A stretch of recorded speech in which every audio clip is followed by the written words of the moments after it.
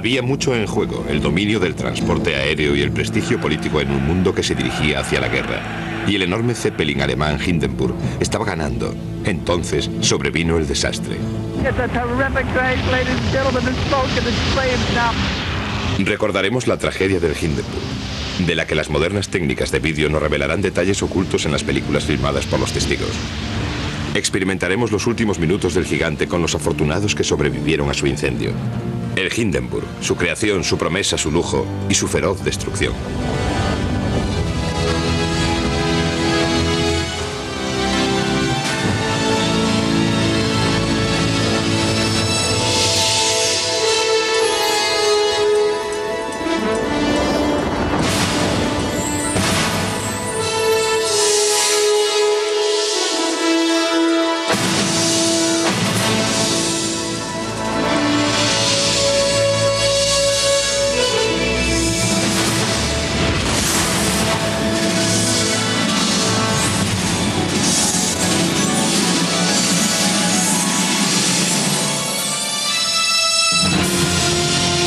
Hindenburg, episodio 1.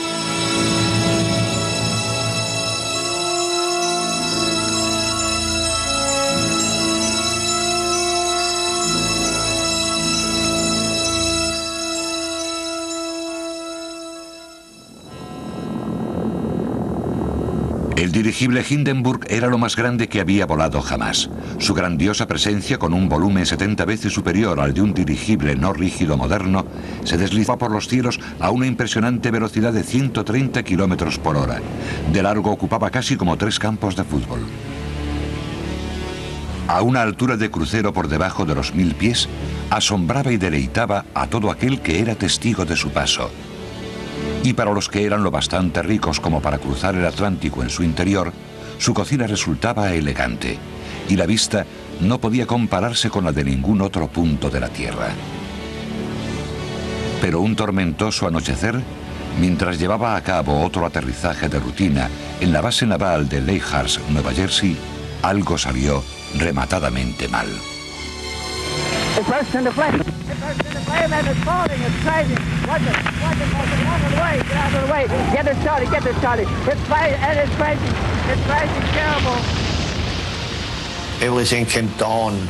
Ocurrió todo en un segundo. Había mucho ruido. Yo pensé, fuera, hay que salir. Y salté desde una altura de entre 6 y 8 metros. Aquel anochecer de mayo de 1937, los 198.000 metros cúbicos de gas de hidrógeno que el Hindenburg guardaba en su interior empezaron a arder de forma misteriosa y se quemaron en 37 segundos. El mundo vivió la primera tragedia de la cual fueron testigos la radio y las cámaras de cine, y el camino a seguir por la tecnología aeronáutica cambió para siempre. This is terrible. This is one of the worst catastrophes in the world. It's a terrific crash, ladies and gentlemen. The smoke and the flames now, and the flame is crashing to the ground.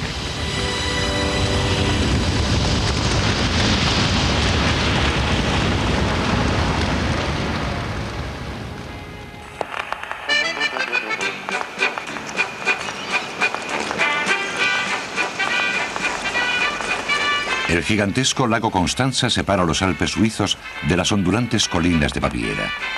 Aquí, en la pequeña ciudad alemana de Friedrichshafen, los dirigibles rígidos alzaron el vuelo por primera vez. Su creador fue el conde Ferdinand von Zeppelin, que se jugó su considerable fortuna y su reputación por defender una idea.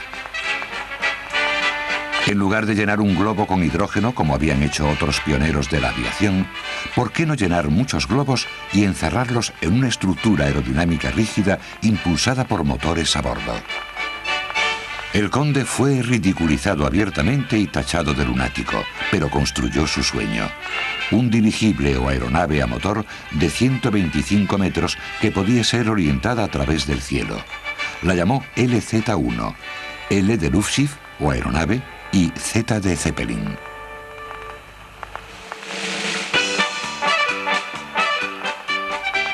El 2 de julio de 1900, 3 años antes del primer vuelo de los hermanos Wright, el conde von Zeppelin hizo volar el enorme LZ-1 sobre el lago Constanza durante 18 minutos.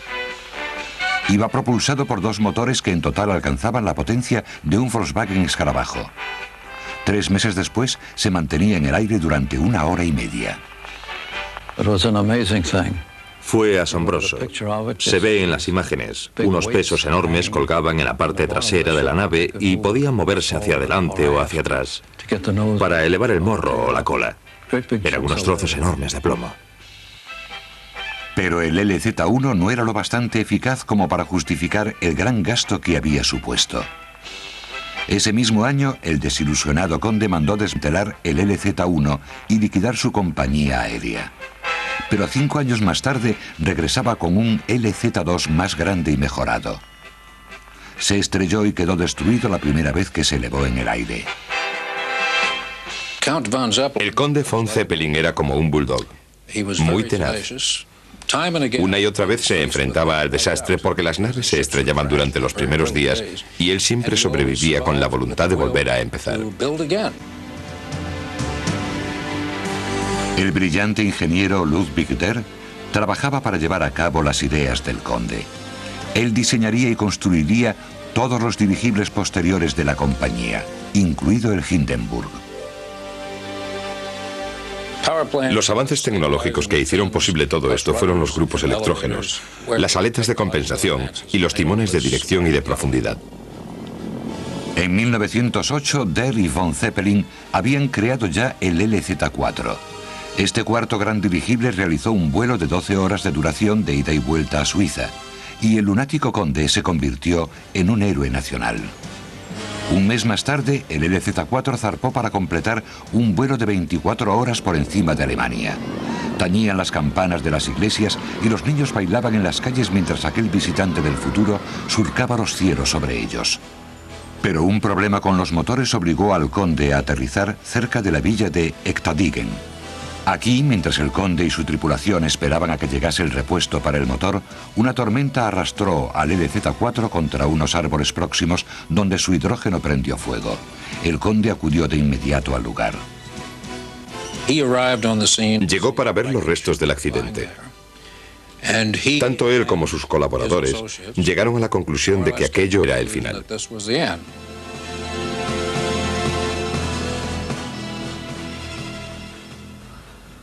De repente la gente empezó a donar dinero porque se había corrido el rumor de que el conde Zeppelin estaba arruinado, cosa que era cierta.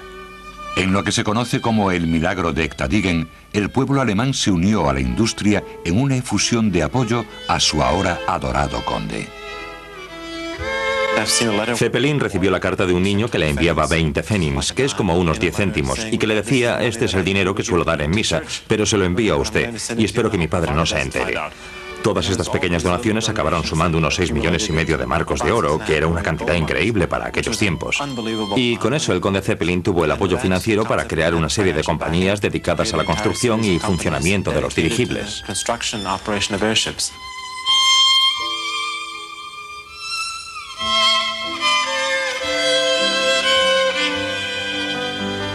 En cuestión de 3 años, la compañía Zeppelin, económicamente renovada, contaba con una pequeña flota de dirigibles en uso para llevar a los aventureros a sitios donde nunca antes habían estado, colgados en el aire. Ofrecían paseos con asombrosas vistas sobre las ciudades y el campo alemán.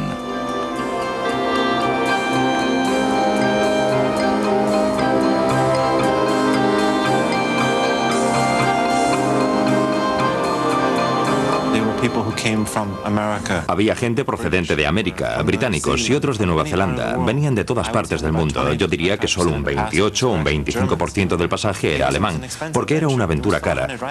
Subir una vez en un vuelo que duraba entre media hora y 1 hora costaba 100 marcos, que era casi un sueldo, pero todos los vuelos iban llenos, sin un hueco libre.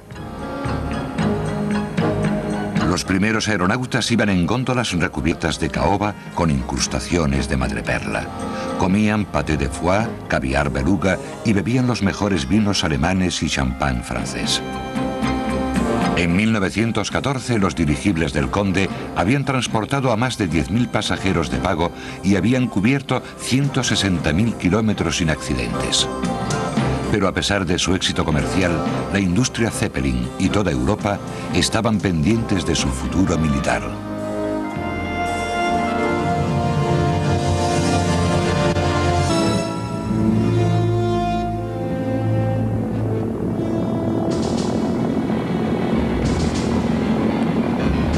Al principio de la Primera Guerra Mundial, las aeronaves rígidas alemanas eran las reinas del cielo. Llegaban a alturas de más de 11.000 pies, por lo que quedaban fuera del alcance de los cañones antiaéreos con base en tierra. Las balas que les lanzaban desde los primitivos aeroplanos que volaban por debajo de ellos no eran más que simples molestias. Los militares alemanes aceptaron el concepto de dirigible y la compañía Zeppelin creció. Los construían al asombroso ritmo de 2 al mes. Durante la Primera Guerra Mundial se construyeron del orden de 100. Y mientras se iban construyendo, también se iban mejorando. Había millones de remaches, cientos de miles de cables, pero quizás el producto más raro y escaso para la fabricación de los enormes dirigibles era la tripa, la delgada piel que recubría los intestinos del ganado, que era impermeable al gas. A diferencia de la goma, la tripa no retenía carga de electricidad estática capaz de provocar el incendio del hidrógeno. Las tripas se limpiaban meticulosamente y después pegaban sobre unos paneles de seda para crear las enormes celdillas. Hacían falta más de 50.000 pieles por celdilla, más de 700.000 por cada Zeppelin.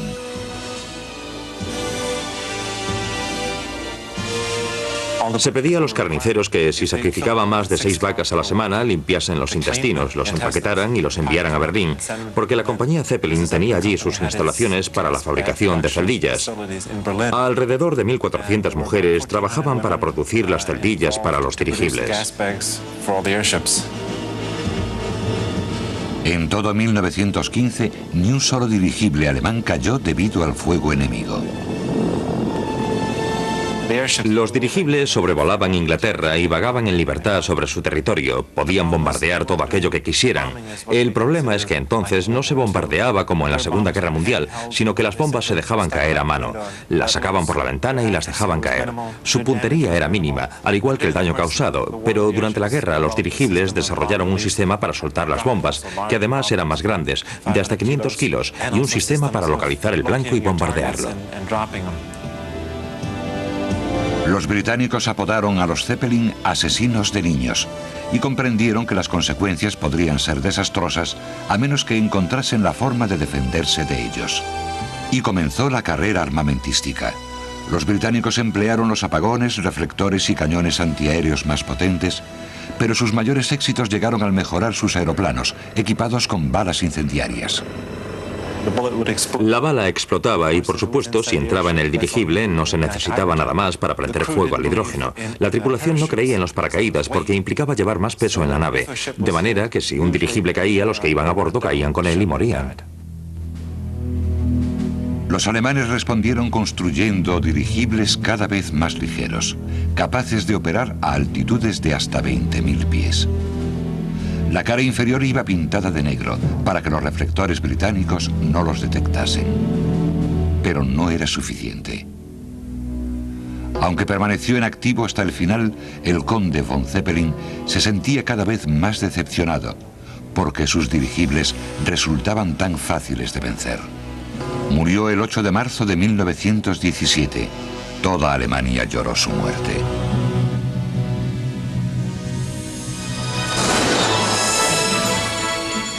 Seis meses después, un nuevo caza británico con motor Rolls-Royce alcanzó los 22.000 pies de altura y destruyó el Zeppelin del comandante de la división de dirigibles alemana.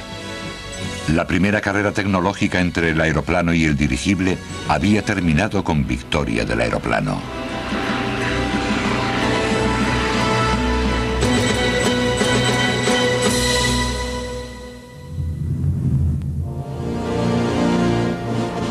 Sin el éxito espectacular del dirigible norteamericano Los Ángeles, jamás habría existido el Hindenburg.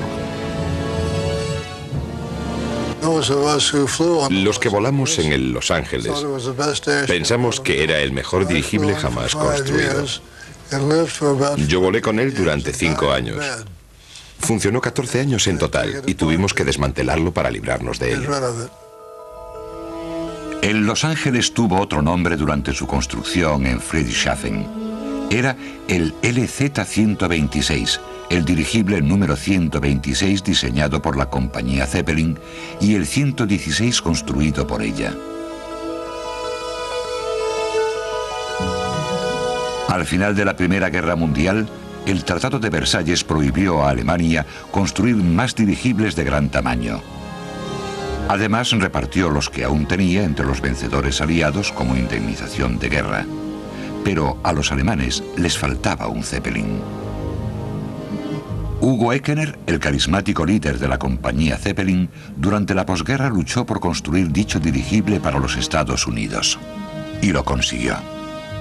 Firmó un contrato para la construcción del LZ-126, con lo que salvó a la compañía Zeppelin de su futuro como fabricante de sartenes y pucheros de aluminio.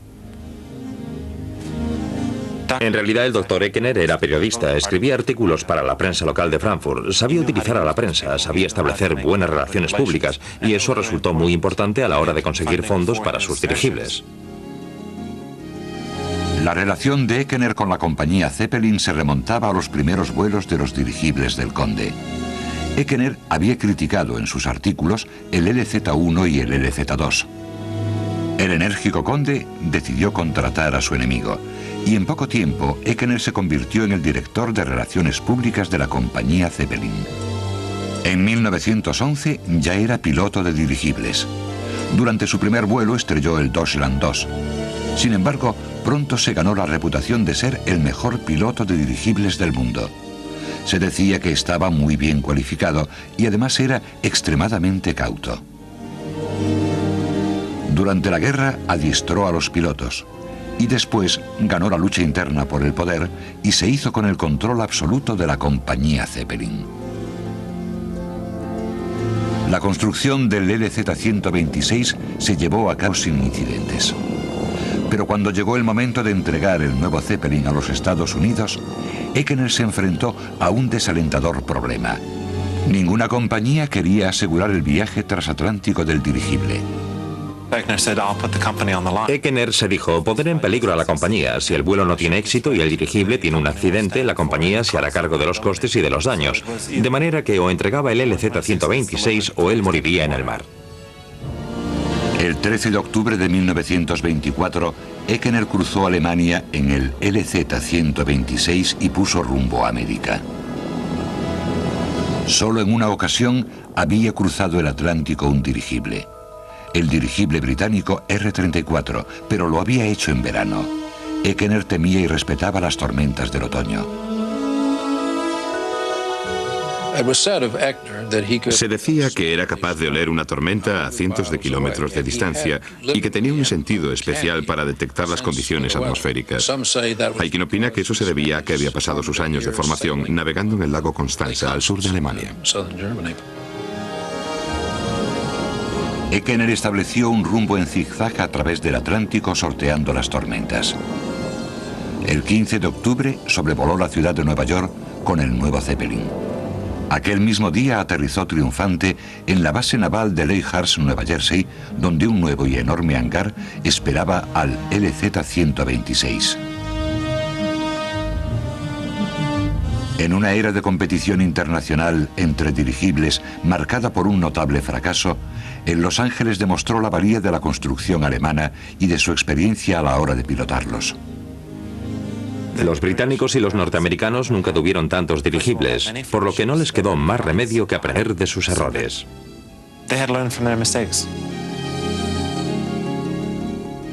Norteamérica solo construiría 3 dirigibles rígidos, Inglaterra 16. Por otro lado, Alemania construiría 138, la mayoría diseño de la compañía Zeppelin. Los errores de los recién llegados al mundo de los dirigibles resultaban devastadores. En Los Ángeles compartía el enorme hangar con el Shenandoah, el primer gran dirigible norteamericano. Después de un espectacular vuelo de 14.000 kilómetros sobre los Estados Unidos en 1925, el Shenandoah quedó atrapado en una tormenta que lo partió a la mitad. La nave, una copia del Zeppelin alemán, no estaba bien construida.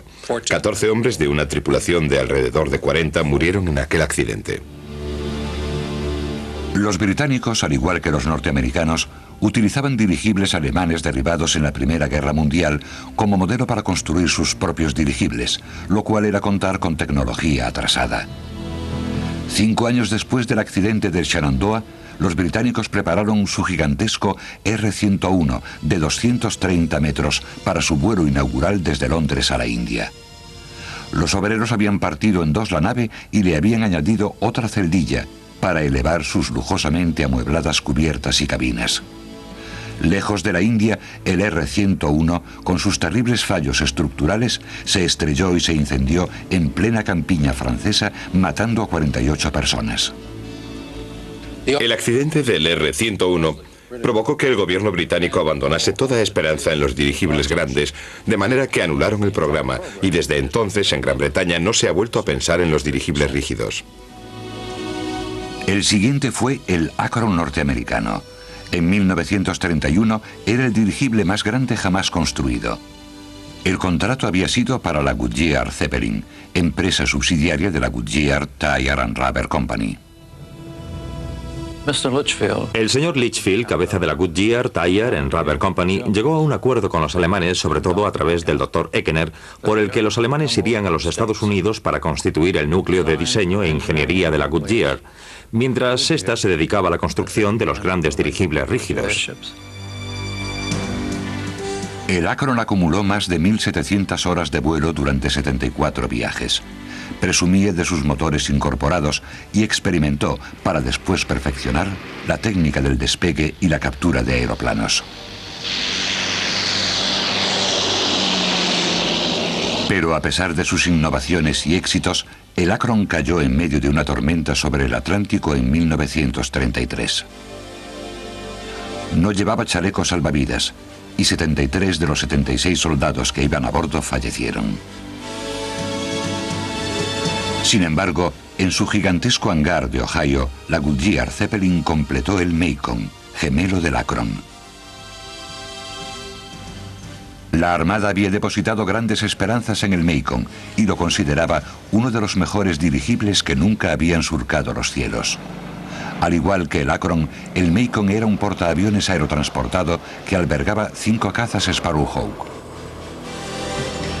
Lo dominaron hasta tal punto que le quitaron las ruedas a los cazas, y a partir de entonces aquellos cazas aterrizaban en el Macon.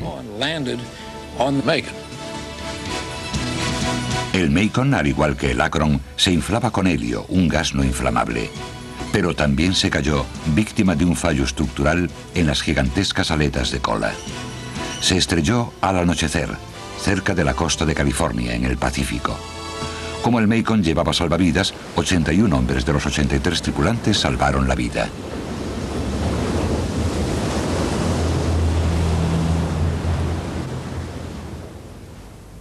El dirigible Los Ángeles de la compañía Zeppelin voló con éxito durante casi toda esa etapa de desastres de dirigibles en época de paz. Por si fuera poco, completó con éxito muchos experimentos peligrosos. Durante 3 semanas, en 1929, funcionó desde un amarre a un barco cisterna. Aterrizaba en un portaaviones y 2 años antes de que el Akron estuviese terminado, en Los Ángeles ya hacía despegar y capturaba cazas. En 1932, después de 8 años de servicio, el venerable Zeppelin fue retirado. Pero si en Los Ángeles no bastó para convencer al mundo de la superioridad de los alemanes a la hora de diseñar dirigibles, Hugo Eckener tenía otro espectacular éxito del que presumir: el precursor del Hindenburg, el Graf Zeppelin.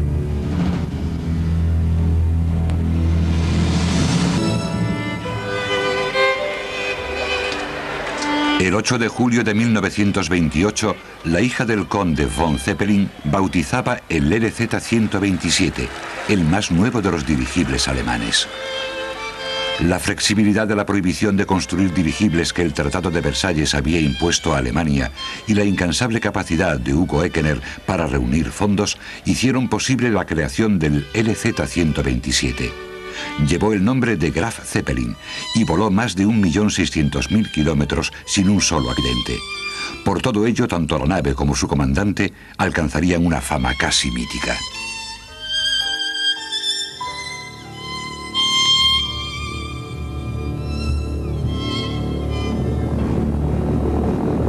El Graf Zeppelin fue votado como el dirigible más famoso del mundo. Realizó 590 vuelos. Cruzó el océano en 144 ocasiones. Esas cifras pueden no resultar muy impresionantes ahora, pero sí lo eran en 1930. Tal vez la proeza más dramática del Graf Zeppelin ocurrió al principio de su carrera. Para dar publicidad a su sueño de un servicio regular transcontinental de dirigibles, Hugo Ekener aceptó realizar un viaje alrededor del mundo con su nueva nave. Los fondos para tan costoso viaje los puso William Randolph Hearst, que tenía los derechos exclusivos en inglés sobre la historia del vuelo, y los miles de coleccionistas de sellos que pagaron un extra por sellar su correo con sellos conmemorativos del viaje. Por insistencia de Hearst, el vuelo partió de Norteamérica.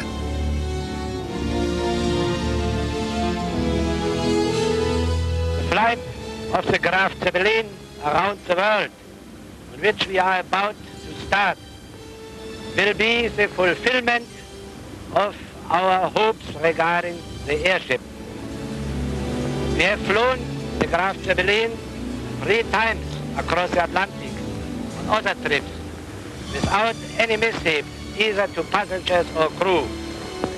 They have convinced me that the airship has passed the experimental stage and that the dirigible is a safe medium for long distances air trips.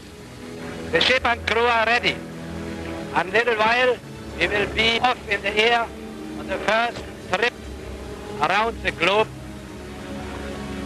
by air. Auf Wiedersehen. Durante la segunda etapa de la aventura, 59 hombres y una mujer, la mayoría periodistas, establecerían un récord de vuelo sin escalas. Cruzaron Alemania y después recorrieron las enormes y solitarias llanuras de Siberia. En su góndola, muy por encima del resto de sus mortales congéneres, los pasajeros disfrutaban de los mejores alimentos y vinos.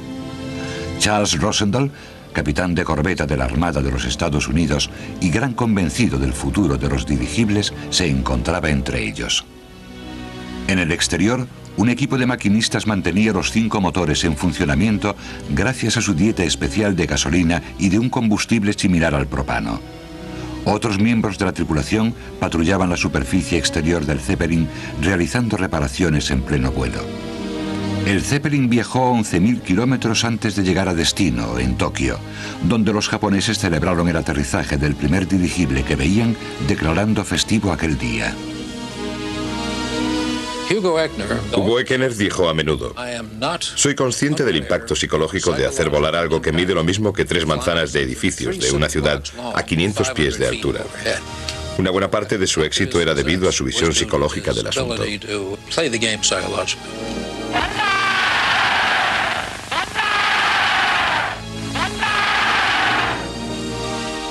Ekener salió de Tokio en el primer vuelo sin escalas a través del Pacífico.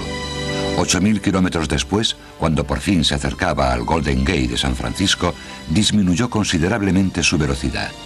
Un colega le preguntó si había surgido algún problema. Ekener le dijo: oh, no pasó nada. Solo quería asegurarme de que aquellos que vieran al Graf Zeppelin cruzar el Golden Gate de San Francisco lo hicieran con el sol por detrás del Graf Zeppelin para que éste pareciera emerger del mismo sol. Siguieron hasta Los Ángeles y después cruzaron el gran desierto americano. Lady Grace Domenhay, que representaba a la prensa británica, escribió: el Graf Zeppelin es mucho más que simple maquinaria, lona y aluminio. Tiene alma.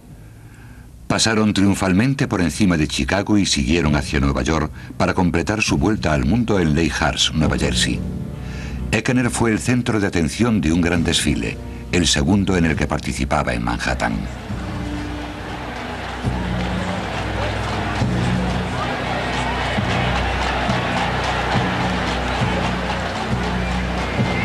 El doctor Ekener era una persona muy bien conocida, probablemente incluso más que Charles Lindbergh.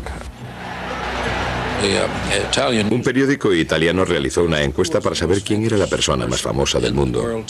Supongo que Mussolini pensó que iba a ser él. Puede que el Papa pensara lo mismo, pero el ganador de la encuesta fue Hugo Ekener. Los juguetes de aquella época reflejaban la fiebre del Zeppelin que barría el mundo. Prometían un futuro lleno de aventuras en viajes exóticos y descubrimientos científicos. Menos de 2 años después del espectacular vuelo del Graf Zeppelin, Ekener llevó su robusta nave al Ártico. Ese viaje de exploración de 12.000 kilómetros se sufragó de nuevo gracias a los coleccionistas de sellos. Aunque el viaje al Ártico fue un éxito científico e hizo mucho por mantener al Graf Zeppelin en la mente del público, seguía sin convertirse en el servicio transatlántico de pasajeros con el que Ekener había soñado. Para ello había centrado sus miras en el sur, en las colonias alemanas en Sudamérica. En 1931, el Graf Zeppelin había establecido un servicio regular de pasajeros entre Alemania y Brasil. Si alguien vivía en Berlín y quería viajar a Río, tardaba 3 semanas. El Graf Zeppelin ofrecía la posibilidad de cubrir esa misma distancia no en 3 semanas, sino entre 3 y 4 días.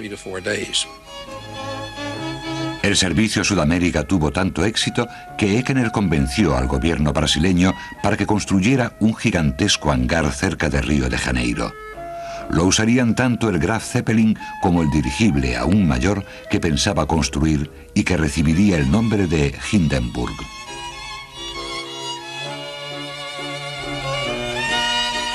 El Graf Zeppelin hizo un total de 63 viajes de ida y vuelta a Brasil.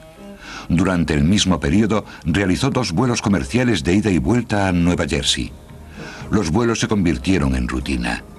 A menudo el que fuera primer oficial de Ekener, Ernst Lehmann, comandaba el dirigible mientras que Ekener continuaba ejerciendo presiones para construir un Zeppelin mayor y ampliar el servicio transatlántico.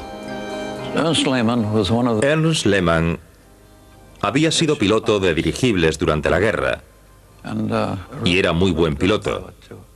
Le gustaba tocar el acordeón y en el Graf Zeppelin se subía a la góndola de la tripulación, en el extremo más alejado de la nave, y allí tocaba su acordeón.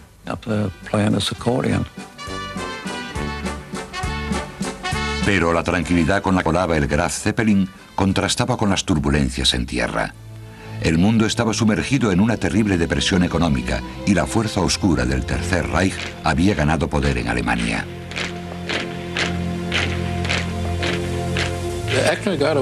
Ekener se libró de ser asesinado por los nazis. No soportaba a los nazis. No le importaba hablar en público contra el régimen nazi y su popularidad le salvó de acabar en un campo de concentración. Ekener despreció a los nazis una y otra vez. En una ocasión negó al poderoso partido el derecho a usar el enorme hangar de la compañía Zeppelin, capaz de albergar decenas de miles de personas para celebrar un mitin político. Incluso hubo un intento de presentar a Ekener como candidato presidencial contra Adolf Hitler. Pero Ekener estaba extasiado con sus dirigibles y para llevar a cabo su plan de crear un servicio transcontinental firmó un pacto con el diablo. Ekener no tenía dinero para comprar o levantar nuevos hangares en los que construir dirigibles más grandes. El nuevo régimen se encargó de que recibiera ese dinero, de que la compañía recibiera el dinero. Pero claro, tenía que dar algo a cambio. Goering fundó la llamada DZR, la Deutsche Zeppelin Reederei, que era la filial de explotación para diferenciarla de la compañía fabricante de dirigibles. Por supuesto, estaba dominada por los nazis. El legendario Graf Zeppelin, que había asombrado e inspirado a millones de personas con sus vuelos, ahora lucía la esvástica nazi.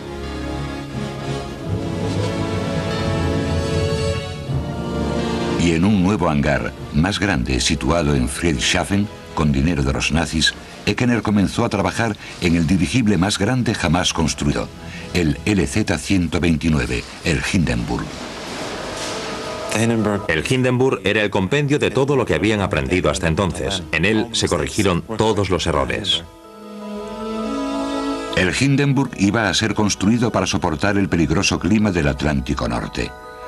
Sería más grande, más fuerte y más seguro que los dirigibles construidos hasta entonces. De largo medía 245 metros, 175 más que un Jumbo 747. Solo 23 menos que el Titanic. De altura medía 41 metros, tan alto como un edificio de 13 pisos. Pesaba 130 toneladas. Su capacidad de gas era de 198.000 metros cúbicos, el volumen de más de 300 hogares medios norteamericanos. Sus ligeras y resistentes vigas de una aleación de aluminio llamada duraluminio, puestas una detrás de otra, sobrepasarían los 20 kilómetros. Las góndolas del motor albergaban 4 motores Daimler-Benz capaces de producir 1.320 caballos de potencia cada uno. Las aletas de cola medían 32 metros de largo y, al igual que las aletas más pequeñas del Graf Zeppelin, cada una de ellas llevaría impresa una gran esvástica.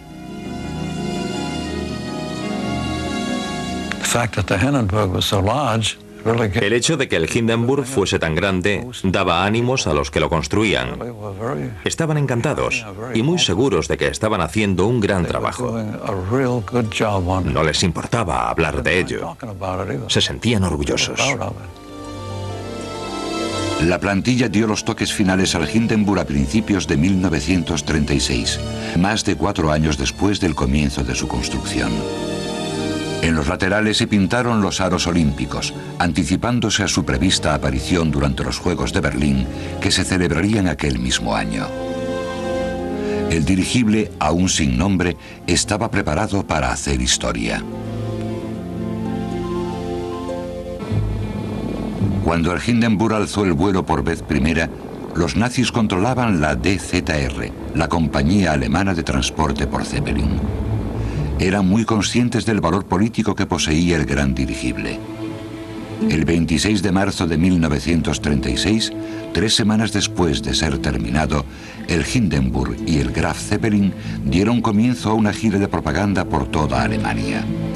Pasarían sobre todas las ciudades de población superior a 100.000 habitantes y arrojarían panfletos para promocionar a Adolf Hitler y las metas del partido nazi. Ernst Lehmann, y no Hugo Eckener, iba al mando del Hindenburg. Conocía los dirigibles, sabía manejarlos, pero había un pequeño detalle que no era tan bueno. Le gustaba complacer a los nazis que gobernaban Alemania. Para que los viajes de propaganda empezasen a su hora, Lehmann puso en práctica un peligroso despegue a favor del viento. Lo intentó porque quería estar bien con la gente de Berlín. Como resultado, dañó la aleta inferior y la nave quedó sin control sobre el lago durante 2 horas y media. Estuvieron a punto de perderla. Fue un mal asunto. Cuando el Zeppelin aterrizó, Eckener atacó furiosamente a Lehmann y a los nazis. La noticia de su arrebato llegó enseguida hasta Goebbels, ministro de propaganda de Hitler. Eckener se convirtió en una persona cuya existencia fue negada oficialmente. En su siguiente rueda de prensa, Goebbels dijo de Eckener: en el futuro su nombre no será mencionado en los periódicos, ni se volverá a publicar su fotografía. Pero aunque Eckener fuese alejado del público, su nuevo dirigible no corrió la misma suerte. En agosto, el Hindenburg sobrevoló a poca altura la ceremonia de inauguración de las Olimpiadas de 1936 en Berlín. Su travesía resultó asombrosa. La vista que ofrecía era todavía mejor que la del propio estadio. Desde la góndola se veía todo. Formamos parte del vuelo olímpico a Berlín en 1936. El vuelo olímpico fue algo maravilloso. Sobrevolamos Berlín y el estadio. La gente miraba más al dirigible que a lo que estaba ocurriendo en tierra.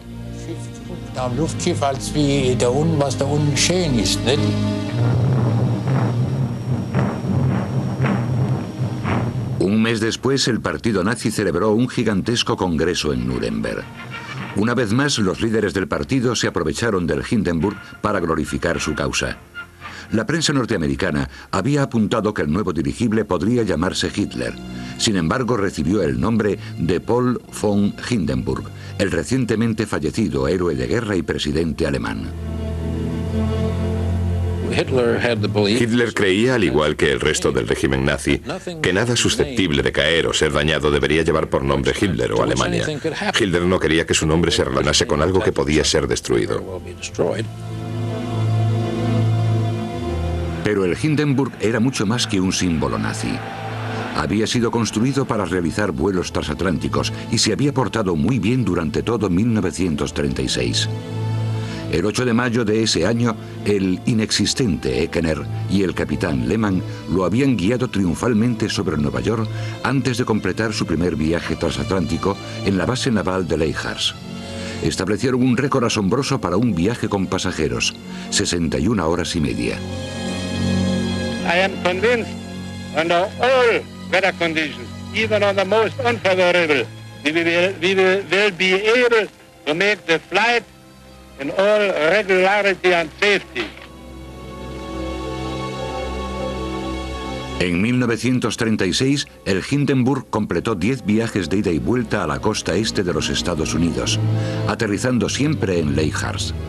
La compañía alemana de transportes por Zeppelin pagaba $40.000 al año por utilizar la base naval y su enorme hangar.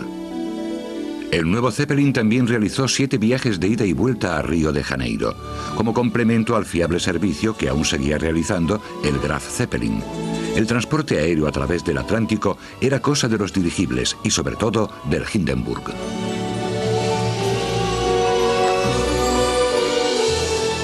I realized that at last the commercial airship flying across the Atlantic can mean something. The Graf Zeppelin was a sort of sporting experiment, but this is something real and concrete. It was wonderful. I enjoyed every minute of it. The German ship and the German crew were both magnificent. It was a swell fight.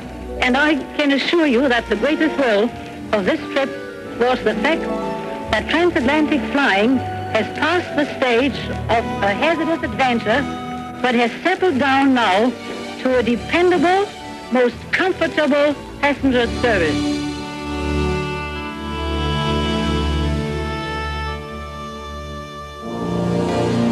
El Hindenburg era una estrella.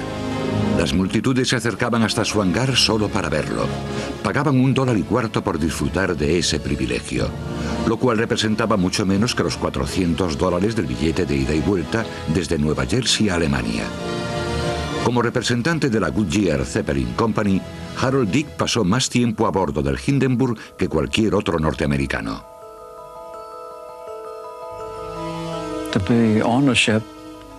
Ir a bordo, volar en el dirigible desde el sur de Alemania hasta Río, que ya es distancia, y después volar atravesando el Atlántico Norte, desde Alemania a Leyhars, dejaba un gran sentimiento de satisfacción, porque el Hindenburg estaba demostrando que era un gran medio de transporte.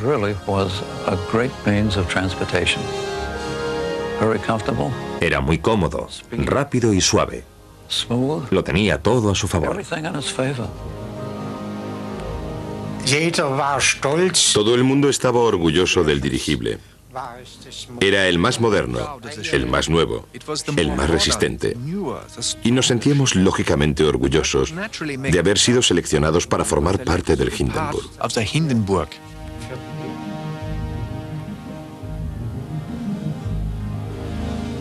A diferencia de la góndola externa del Graf Zeppelin, el compartimento para pasajeros del Hindenburg estaba totalmente empotrado. Sus dos cubiertas, a pesar de ocupar solo el 1% del volumen de la nave, elevaron aún más el listón del lujo aéreo. El elegante comedor podía albergar hasta 50 comensales. Yo me sentaba a comer con alguno de los pasajeros y sacaba mi pluma, que tenía un extremo plano, y la situaba en posición vertical sobre la mesa. Ya no volvía a tocarla. Permanecía allí durante toda la comida, y cuando ésta terminaba, yo cogía la pluma y me la guardaba en el bolsillo. Jamás se caía, porque no había baches ni vibraciones. Los cocineros preparaban menús dignos del mejor gourmet en una cocina totalmente eléctrica. Cuando estaba a bordo nunca paraba de trabajar. Atendíamos a 110 personas y éramos 3 cocineros. Hacíamos la comida para 110 personas.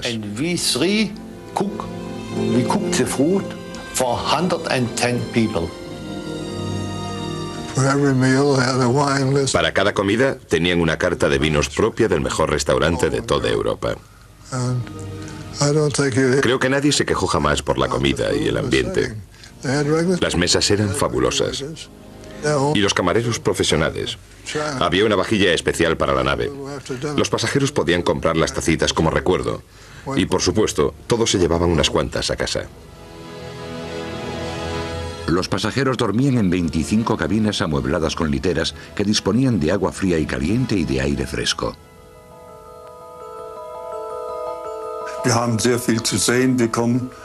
Veíamos muchas cosas. No es como hoy en los aviones que vuelas a 10.000 metros y lo único que se ve son las nubes y algo de tierra. Nosotros veíamos prácticamente hasta las cosas más pequeñas. Incluso podíamos distinguir una gallina. Sin ningún problema. También podíamos ver peces, ballenas, tiburones. Solíamos verlos cuando cruzábamos el mar.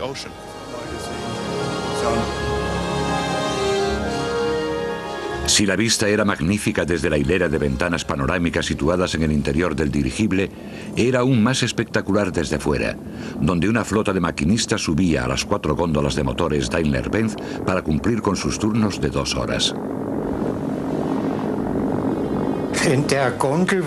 Estabas solo en la góndola noche y día, por supuesto. Te ocupabas del motor y de los indicadores. Pero nuestra ventaja era que teníamos una clara percepción de ambos sentidos. Y podíamos hacer lo que en Alemania se llama dar un paseo visual. Porque no bastaba con mirar el motor. Había que saber escucharlo. Así era como se determinaban las anomalías.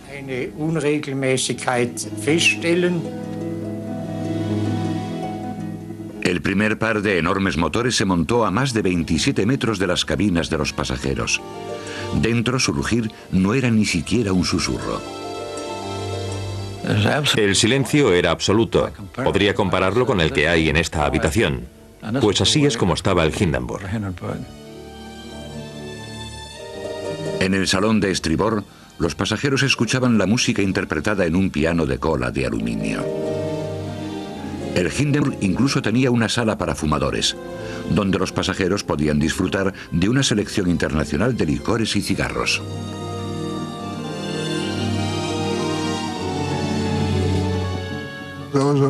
Los que habíamos sido adiestrados para tener mucho cuidado cuando dependes del hidrógeno, solo podíamos pensar en los 198.219 metros cúbicos de hidrógeno que había sobre nuestras cabezas. Por eso yo nunca fumé allí dentro. Le teníamos mucho miedo al hidrógeno. Los alemanes no le tenían miedo porque estaban totalmente convencidos de su habilidad para manipularlo y utilizarlo sin peligro.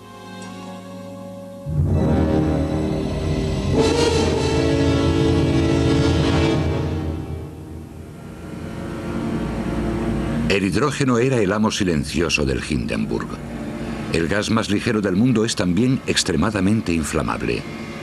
Pero por todas partes se veían señales que indicaban que los alemanes se habían esforzado al máximo por mantener enjaulado al diablo, eliminando cualquier posibilidad de que una chispa perdida pudiese hacer arder el dirigible. En la cocina, totalmente eléctrica, no había ni una sola llama. Los motores funcionaban con gasoil, que no es explosivo, lo que suponía un gran avance en relación con los motores del Graf Zeppelin, que utilizaban una combinación de gas y gasolina extremadamente inflamable. La sala de fumadores tenía un único mechero eléctrico unido a la pared por un cable. La sala estaba a presión positiva, de manera que ningún hidrógeno libre pudiese colarse en su interior. La tripulación, cuando trabajaba en el interior del dirigible, llevaba unos zapatos de suela especial de fieltro para que ningún clavo de metal pudiera hacer chispas al rozar con el esqueleto de duraluminio de la nave. Y a los pasajeros se les exigía que entregasen las cerillas y mecheros que pudiesen llevar antes de subir al Zeppelin. Aún así, la amenaza estaba siempre presente.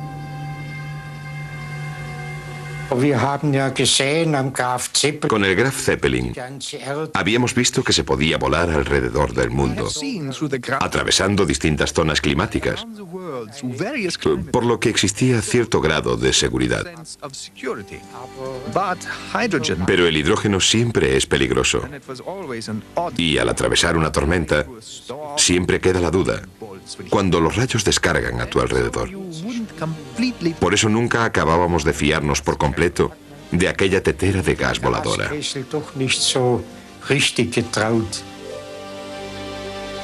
El Hindenburg había sido diseñado para utilizar helio, un gas no inflamable ligeramente más pesado. Pero en la década de 1930, prácticamente las existencias a nivel mundial de helio pertenecían a los Estados Unidos, ya que era un derivado obtenido del petróleo y el gas natural de Texas. Hugo Eckener era un hombre muy práctico, muy pragmático. Y sí, estaba preocupado por el uso continuado del hidrógeno. Decía, no puedo evitar pensar que un día tendremos un accidente. Oficialmente los alemanes nunca pidieron helio. Eckener lo quería, pero el régimen que gobernaba Alemania no quería acudir a los Estados Unidos y decir, no tenemos helio y queremos que ustedes nos lo vendan. Aunque los alemanes hubiesen pedido helio para llenar el Hindenburg en 1936, es dudoso que los Estados Unidos se lo hubiesen vendido. Los americanos temían al partido nazi.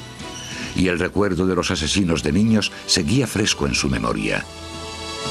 Pero para la compañía alemana de transporte por Zeppelin existían motivos económicos para el uso del hidrógeno, además de políticos.